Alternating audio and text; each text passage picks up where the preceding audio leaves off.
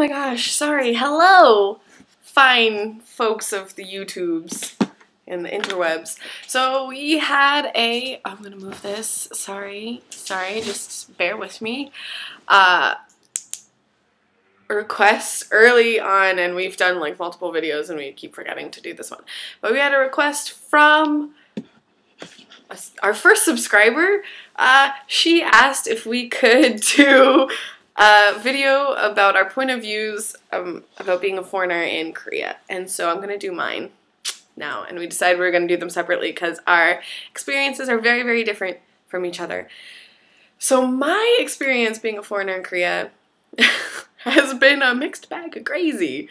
And let me just tell you, and Candace can help me by adding details as she sees fit because she's sitting here. So anyway, I guess first off, I want to tell you about how the ajumas, I'm just going to put it this way, the ajumas hate me for some reason, or I guess it's one or the other. They either hate me or they really love me. Oh, good question. What is an ajuma? An ajuma is an older, technically an ajuma is an older married woman. But a lot of the times ajuma becomes kind of an umbrella term for an older woman. Anyone, I guess, probably about mid-30s and older could be an ajuma. And then when you get to a certain point, you become halmoni, which is grandmother, or imo, which is aunt. So, but anyway, ajuma. And yeah, they either love me or hate me. I don't know why. But on the hate or the dislike spectrum, I seem to constantly be in every ajuma in Korea's way. All the time. Every day, all week, all year, all my life. I am always constantly in an ajuma's way. And it's very different from the West, where they might say like, oh, excuse me, or excuse me, dear, and like maybe tap me, or, you know, give me some sort of indication that I may have actually been in the way. No, Korean ajumas grab me, physically grab me or push me out of the way if they feel like I'm in the way. And I've witnessed, sitting here, I'm not always in the ajuma's way. Sometimes they're in my way, but I still get pushed out the way. So that, for me, has been a really weird experience. I think the worst one so far was we were in Daejeon, and this woman physically moved, like grabbed me and moved me out of her way on the street. And I just went with it. So now I try to not be in ajuma's ways, but anyway, I'm constantly in their way, no matter what. On the other end of that spectrum are the ajumas who I guess like me too much. And they always want to be like touching me or, yeah, following me or trying to get me to buy something from them. And it's really hard to turn down a little Korean ajuma because sometimes they're just so cute. But yeah, so they either really like me or really dislike me. I could say the same thing for Korean ajushis. And ajushi is another kind of umbrella term. And it's an older, typically an older married man, but it could just also be an older man. Older than oppa, but maybe not quite samcheon. And not haraboji yet. So ajushi, older man, they really, really like me for some reason. And it's always like they constantly want to be like touching me or asking me if I have a namjachingu or, oh, namjachingu, boyfriend. Or asking me if I'm married, or we've had the experience too where we met, like, it happened 2 times. Some ajushis, and they do this thing where they like take their nail and they'll like mark the center of your hand, kind of like this, okay? Or scratch it or touch it, or center of their hand with their nail, like this. So it happened one time in Busan.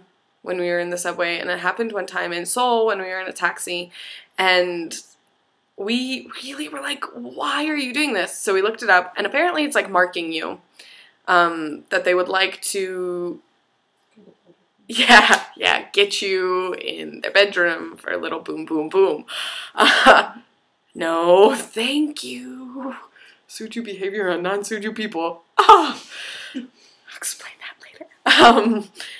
But that blew my mind. But that's only happened twice. But typically, the ajushis are really, like, constantly all over me. I don't know why. I do not elicit. Again, I have a witness. I do not elicit this attention. Not really. Not at all. I don't go searching for it. It just happens. Please stop. Please stop.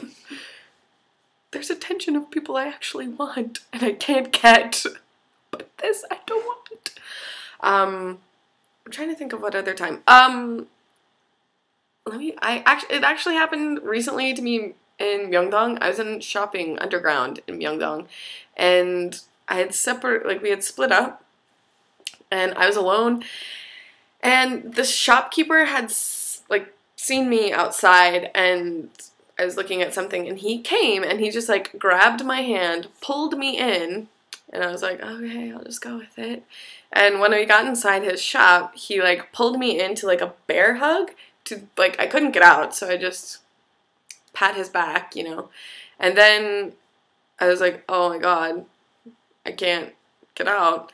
And so I was looking at something, and he came over and he just took like the back of his hand here, like his knuckle area, and started like rubbing my face like this, and that was kind of my holy moly, I need to leave now. So I like booted it out of there. But that happens more often than I would like. Yeah. The other people who seem to want my attention a lot are the people who feel like my soul needs to be saved. So I get a lot of Jehovah's Witness, the Christians. I am a Christian, by the way. Just putting that out there. But the really different Christian groups that are in the street always try to talk to me. And I will be in a group of people, or we will be together, and always, me. Always. They always try to save my soul. And I have one Jehovah's Witness woman. She's very pleasant. She's petite. And nice. Had I met her on a different terms, maybe we could get along well. But she's a Jehovah's Witness, and she caught me on the train, and I was like, oh no, I'm busy, I have to go, I'm meeting a friend, which is not a lie. I was actually meeting a friend, and I did have to piece easy. But again, she like grabbed me and pulled me with her, and made me sit there and talk to her about if I knew the Lord, if I knew the meaning of being a Christian. Then I had to read some Bible verses from the Bible in her purse. I can't. And the weirdest thing was, it happened again with the same woman. I was buying bubble tea, and she found me once again and grabbed me and asked me why I didn't come to a Jehovah's Witness meeting. I don't know. But that happens more often than I would like. Sometimes they have videos. Sometimes they just have their Bibles. Sometimes they have pamphlets. Yeah, but every time they're just trying to save my soul. So apparently there's like a sign. Oh, here, I need help. But I don't need help. Anyway, that's kind of my experience with being a foreigner. It's kind of like, I don't know, being a spectacle. But less so in, well, no, I was going to say less so in Seoul, but really not. They still look at you. We constantly blow people's minds because we hang out together. And a very small white blonde girl. And my friend here is a very tall African American girl. So we constantly just blow Seoulites' minds. Even foreigners' minds sometimes, like we did today. But that was more so how we act around one another. Again, that's a story for another day. As far as foreign workers go, being a foreign worker is always hard, no matter what country you're in, because it's not your home country. It was worse working in Hagwon. When I worked in Hagwon last year, it was really like hell. Every day, just waking up and going to hell. For about... Yeah, for 1 year, for how many hours a day? For 9 hours a day, I got to go to hell, and my boss was the devil. And I would really have rather done anything else, like stick pins in my eye, slowly saw off my limbs with a rusty blade, like anything else would have been less painful. And there's not much you can do about it because, again, you're a foreign worker, and my boss also didn't speak very much English. So there was no way that I could really express my concern or anger with him. So that kind of was unfortunate. Now this year, the job is much better. I enjoy it. Our boss seems chill. So that's good. But, yeah. I will say about my boss, last year, I never got my severance pay. He only paid half of my plane ticket. Yeah, so it was really awful.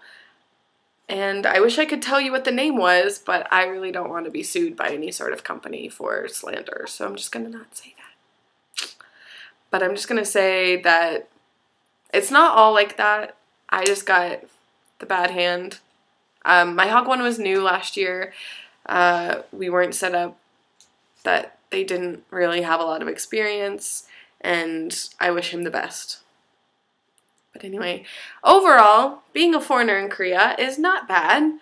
Yeah, especially if you're a K-pop fan. This is like heaven. Yeah. Anyway, I think that's all I have to say, because this is now turned into a 12-minute long rant. And I hope it's what you wanted. I hope this is the reality you wanted. Okay, bye.